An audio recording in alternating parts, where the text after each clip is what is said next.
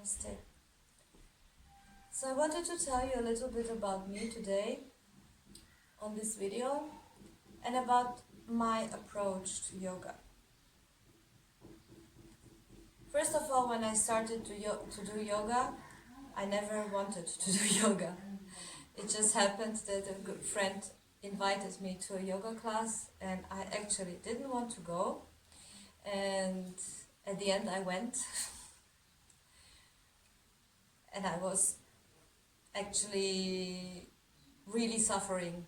It was very hard and it was a beginner's class and I was trembling all the time. I couldn't breathe and I was just like very surprised because I actually didn't want to go to yoga because I said, well, I'm such a sporty person, I do ski, I ride horse, I bike, I don't know what I'm all doing, I'm running. And then I went to the yoga class and I was very quickly shown into my limits. So since that first class, 30 years have passed and I have never stopped. And I have never stopped since then doing yoga. Since the beginning, I was so impressed that the next day I called my friend and I said, are you going again? She said, no, I don't have time today, but if you want, you just go, it's okay. So I went by myself the second time, and then I continued going again and again and again. And I was also very, very lucky because my first teacher, Marina Chaisalon in Buenos Aires, she was already at that time an advanced senior Iyengar teacher and a direct student of Mr. Iyengar. So I'm very, very fortunate to have had her as my first teacher and to learn yoga in direct transmission from her and she from Mr. Iyengar. So of course in my approach I'm very Iyengar, I'm very precise in the alignment.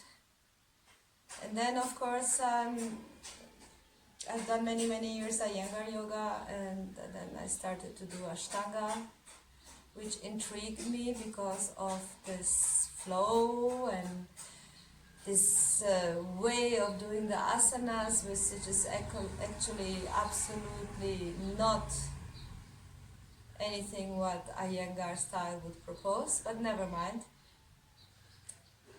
So I've done this many years and my approach to asana has been a real journey. And I'm very lucky I have had the best masters ever who I was able to learn yoga with, and which I have spent with some of them many years studying with them. And many years also suffering for advancing in poses. And it is also like this, the master appears when the student is ready. So some teachers came into my life, I was already practicing more than 10 years. And even more of yoga. So every teacher has brought me something new into my practice. Sometimes I was going to a teacher, but then he was teaching me something completely different than I actually wanted. And I still thought, well, if this is like this, then this is the right thing for me to do. And I took it like as a step to where I wanted to go. I mean, there was really just something in my mind, some imagination. At that time with Ashtanga, I was also like ego-driven maybe, and then I wanted to advance in the series. But I was also very, very dedicated. Today I'm 55 years old and life circumstances don't allow me every day to practice the Ashtanga very early in the morning as it is proposed, though I have done that many years. Today my practice is a little bit of many things. So some days I do meditation, other days I do my asana practice, other days I do asana and pranayama. So it is very varied. I go by my feeling. I go by what I feel. And there are so many other practices as well, which are maybe not a so-called special yoga practice, but I still like to do those as well.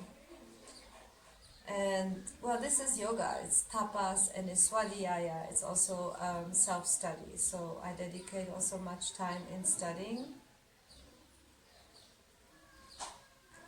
The asana itself is, I really love asanas. And even I do trikonasana every day, and there are asanas I do every day because they belong to my yoga practice for warming up, preparing my body to get into the flow. So I have a certain system which I like to follow. If I don't do, for example, the Ashtanga series, there are also other ways to start the yoga practice than with sun salutations, which is ideal, of course, to start with sun salutations. I love that. But I also try to do other things. It's more of an inner feeling. And to find the space and this lightness and strength and flexibility which your body gains throughout the years. And you can still find in each practice, in every time it's something different. You can find something new in your asana, a new space, a new click. So the more you approach the asana, it's like the curiosity also like you have in life. Expect the unexpected. So sometimes an asana can bring us certain flashes, lights into our life. This is the beauty of it. Finding the lightness. And after so many years of practice, I have been through injuries, accidents, I've been climbing for a good while, and so my shoulders are not in a very good shape. And I have arthritis in my shoulder, and many years through a bicycle accident I actually was pretty much handicapped with my practice, especially the chaturangas, or even nowadays certain poses which demands me a certain position of my shoulder or pressure, I cannot do. And there are also poses I cannot do anymore through the injuries, but it's okay. I still attempt to do the preparation once in a while, but then there is the pain. So there have been things which when we are younger we are more easy about it and we have a different strengths, and also going through menopause.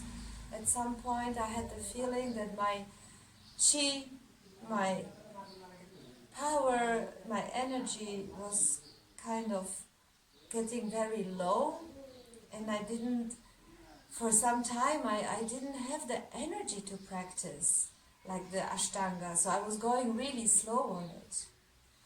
And now that I guess I'm kind of like over the menopause and my shoulder is healing and getting better, I can again do more things slowly, but there is a time that I have to kind of let go of everything. And then also there was a time when I started like to look more into meditation. So I spent 2 months in the monastery. I spent time learning meditation techniques, different ones in the Buddhist way, Buddhist meditation. And at the same time I had to let go of my yoga practice, of my asanas. All I can say that my asanas through the meditation have gained much more insight, much more clarity, much more opening. Sometimes not doing can also help to develop, to understand. So it's been a great journey. I hope I can share this journey with you, and thank you so much for following me.